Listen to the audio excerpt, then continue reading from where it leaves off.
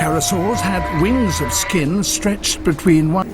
The first human settlers on these islands saw these giants alive and called them moas. Among them were the tallest birds that ever existed. The only prey that was abundant enough to sustain such a giant were other birds, and it's probable that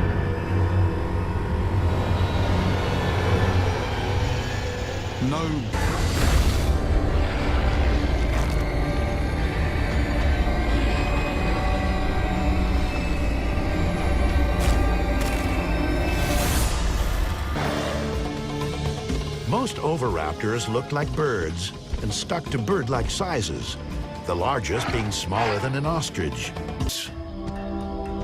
But its size and fearsome claws hint that it may have been a meat-eater as well. Largely a creature of the imagination. Deinocheirus lived at the end of the Cretaceous period and may well have been around. But because of their weight, they were flightless. They could probably run as fast as humans today.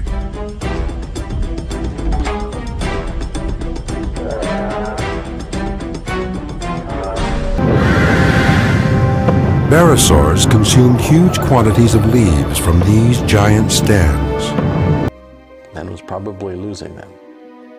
What appears to have happened in the Tyrannosaur lineage leading up to T. rex is